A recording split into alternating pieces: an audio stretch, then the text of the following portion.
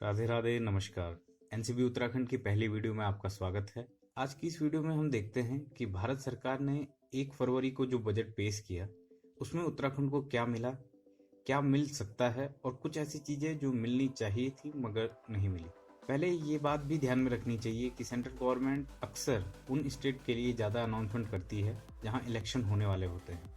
हर budget में लगभग ऐसा ही होता है और इस बजट में भी ऐसा ही है। इलेक्शन स्टेट्स जैसे वेस्ट बंगाल, तमिलनाडु, केरल, इनको बहुत कुछ मिला है। फिलहाल उत्तराखंड पे आते हैं। पहले बात कुछ ऐसे 5 अनाउंसमेंट की जिनसे उत्तराखंड को फायदा मिलने वाला है। पहला है मिशन पोषण। मिशन पोषण लॉन्च हुआ है जिसके तहत देश भर के 112 जिलों में न्यूट्रिशन को बढ़ाने पर जोर दिया जाएगा, जिसमें उत्तराखंड के 2 जिले हरिद्वार और उधम सिंह नगर भी शामिल हैं। दूसरा है जल जीवन मिशन अर्बन।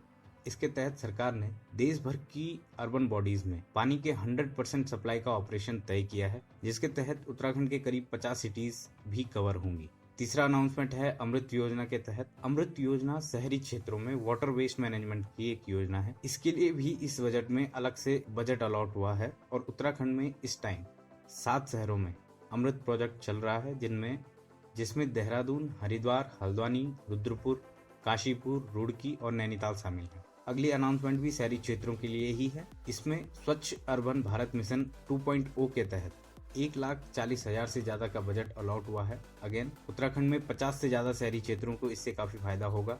ये भी जाहिर है कि इस बार का बजट का फोकस अर्बन सेंटर पर ज्यादा रहा। पांचवी और आखिरी अनाउंसमेंट की ओर बढ़ते हैं। सीधे इकोनॉमी लेवल की बात की जाए, यानी कुछ ऐसे फैसले जिनका फायदा देश भर के साथ साथ उत्तराखंड के नागरिकों को भी मिलेगा। जैसे 75 साल से ज्यादा उम्र वाले सिटीजन्स को आईटी रिटर्न भरने में छूट दी गई है, जिनकी इनकम सिर्फ पेंशन या इंटरेस्ट से आती हो। ऐसे ही अब बैंक डिपॉजिट पर इंश्योरेंस 1 लाख से बढ़कर 5 लाख हो गया है, यानी अगर आपका बैंक डूब जाता है तो आपको मिनिमम 5 लाख रुपए तो मिल ही जाएंगे। कुछ टाइम से जो बैंकों के हाल है उसको देखते हुए ये काफी राहत की बात है। अब कुछ ऐसी अनाउंसमेंट हैं जिसमें सीधा सीधा उत्तराखंड के लिए अनाउंसमेंट नहीं हुई है, लेकिन आगे जाकर जिनमें उत्तराखंड को फायदा मिल सकता है। जैसे बजट में 100 नए सैनिक स्कूल खोलने का प्लान है। फिलहाल उत्तराखंड में सिर्फ एक ही फंक्शनल सैनिक स्कूल है, मगर उत्तराखंड में एक्टिव और रिटायर्ड सैनिकों की संख्या बहुत अधिक है और आगे भी इसकी संख्या बरकरार रहने की उम्मीद है। ऐसे में उत्तराखंड में सैनिक स्कूल खोलना स्वाभाविक ही नहीं, जरूरत भी है।